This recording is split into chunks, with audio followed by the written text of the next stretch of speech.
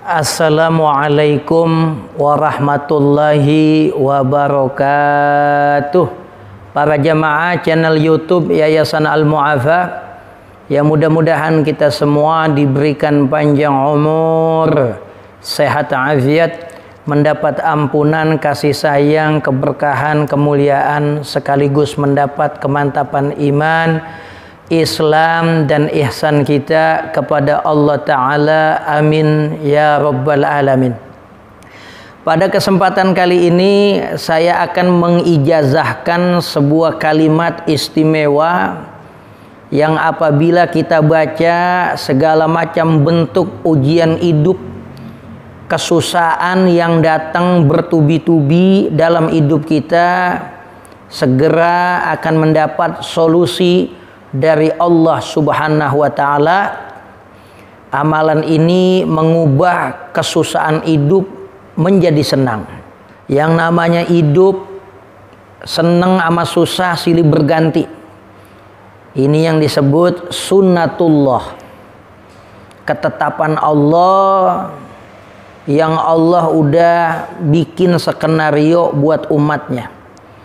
Nggak ada orang yang hidup dari mula dia keceprot, diberianakin oleh orang tuanya, apa dia meninggal seneng semua. Juga nggak ada orang dari mula dia diberianakin, apa dia mati susah semua. Nggak ada. Dalam bait berbahar wafir, Al-Imam Syafi'i mengatakan, wala huznun yadumu wala sururu wala bu'thun alaika wala rakha'u wala huznun yadumu wala sururu. Enggak ada kesedihan yang tak berakhir, begitu juga enggak ada kebahagiaan yang langgeng. Wala bu'thun alaika wala rakha'u, begitu juga enggak ada penderitaan yang terus menerus, dan juga kebahagiaan yang abadi. Di dunia ini hidup kita jalanin sunnatullah, di mana orang beriman menghadapi kehidupan ini, keletak-letik kehidupan dengan dua pilar. Pilar syukur dan pilar sabar. Kapan-kapan dapat nikmat, bersyukur, banyakin ibadah. Kapan-kapan dapat musibah, kita pasang diri kita sabar. Yang namanya hidup bagaikan aliran sungai. Enggak selamanya sungai itu bening. Ya kadang-kadang ada lumut, ada tokai juga lewat situ. Itu namanya ujian hidup. Nah, ini ada wiridan yang diajarkan oleh Rasulullah SAW, yang apabila kita baca, kesulitan apapun yang datang bertubi-tubi. Ada orang gagal kawin, kena tipu, barangnya dicuri, dapat musibah, diuber-uber utang, dia hianati oleh orang yang dia anggap setia. Ujian hidup banyak. Walaupun dunia ini problematikanya menghimpit, maka Allah Ta'ala akan berikan jalan keluar yang terbaik dalam hidup kita. Rasulullah SAW, sebagaimana diriwayatkan oleh para elit muhaddisin, di antaranya Imam Ahmad bin Hanbal dalam musnadnya, Al-Imam At-Tirmidzi dalam sunannya, Imam Al-Hakim dalam kitab Al-Mustadrak. Rasulullah SAW mengajarkan kalimat yang sangat istimewa ini. Rasulullah menyebutnya da'watu dinnuni fi batnil huti. Ada doa yang dilazimkan oleh Nabi Allah Yunus saat beliau Allah uji ditelan ikan nun, kan paus dah bahasa kitanya, di mana beliau Allah ajarkan, Allah ilhamkan sebuah zikir saat mengalami kesulitan tingkat tinggi, di mana Nabi Allah Yunus ngalamin 3 kegelapan. Yang pertama kegelapan dalam perut ikan, yang kedua kegelapan di malam hari, yang ketiga kegelapan di dasar laut. 3 kegelapan. Dengan zikir ini Allah Ta'ala berikan keselamatan Nabi Allah Yunus alaihissalam. Yang kata Rasulullah, da'watu dinnun fi batnil huti la ilaha illa anta subhanaka inni kuntu minaz zalimin. Wiridannya sederhana. La ilaha illa anta, tiada Tuhan selain Engkau ya Allah. Subhanaka inni kuntu minaz zalimin. Maha suci Engkau, sesungguhnya aku termasuk orang yang berbuat kezaliman. Sebuah i'tiraf disertai dengan pujian-pujian kepada Allah menjadikan kalimat ini disebut Ismul A'zam.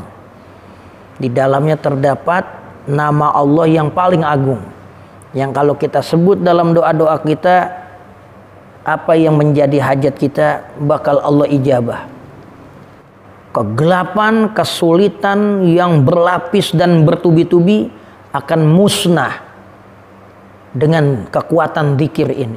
Mana Rasulullah sallallahu alaihi wasallam mengatakan, "Mada'a biha abdun muslimun qattu wa huwa makrubun illa stajaballahu du'aahu."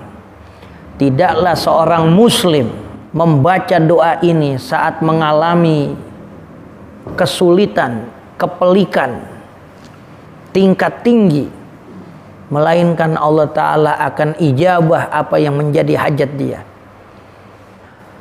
Adapun kaifiat mengamalkan wiridan agung ini, kalimat istimewa ini, yang pertama dibaca kalimat la ilaha illa anta subhanaka inni kuntu minaz zalimin 41 kali setelah sholat subuh selama 40 hari bilan qita, mutawaliyah, tanpa terputus, bacanya berturut-turut. Siapa yang baca kalimat tersebut setiap selesai mengerjakan sholat subuh selama 40 hari, Allah Ta'ala bakal berikan solusi dalam masalah kehidupan yang dia hadapi.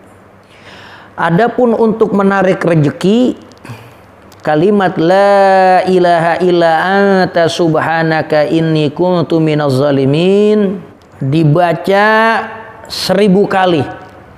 Pagi 500, sore 500. 1000 kali satu hari. Itu lil jalbi, dia punya manfaat, dia punya keistimewaan untuk menyedot rizki. Disebut oleh ulama alfamarah yaumiyan li agradin diniyah wa dunyawiyah. Ente punya hajat dunia akhirat, ngamalin 1000 kali zikir kalimat istimewa ini bakal gabul. Adapun kaifiat ketiga yang telah teruji coba di kalangan orang-orang soleh, membaca wiridan ini la ilaha illa anta subhanaka inni kuntu minaz zalimin dibaca setelah mengerjakan sholat witir 40 kali, yang keutamaannya diyakini daf'ul hammi wal gham, menolak segala macam bentuk kegalauan, kekhawatiran, rasa takut, wan nawaibi wal muhimmat, perkara-perkara pelik dan hajat-hajat penting. Sebanyak 40 kali kita baca apa yang jadi hajat kita setelah sholat witir. Setelah baca 40 kali berdoa, doa kita bakal diijabah oleh Allah Subhanahu wa taala. 3 kaifiat ini diamalkan oleh para ulama, disebutkan oleh al-muhaddis al-allamah al-arif billah As-Sayyid Muhammad bin Alwi bin Abbas al-Maliki dalam kitabnya Abwabul Faraj. Mudah-mudahan kita bisa amalkan sehingga masalah yang kita temui dalam hidup ini, ujian-ujian yang datang, bisa kita hadapi dengan cara yang terbaik, yaitu dengan selain berikhtiar, dengan mendekatkan diri kita kepada Allah, mengakui dosa-dosa kita, memohon ampun, taubat dari segala kesalahan dan maksiat yang telah kita lakukan, karena sesungguhnya enggak ada bentuk kegelisahan dan kesusahan melainkan terjadi karena berpalingnya kita dari mengingat Allah.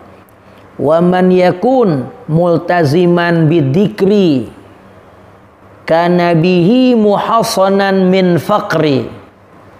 Wa man yakun multaziman bidzikri, siapa aja yang konsisten dalam berzikir kepada Allah, kana bihi muhassanan min faqri, maka dirinya dengan zikir tersebut telah menjadikan benteng min faqri, dari segala macam bentuk kemelaratan, kesusahan,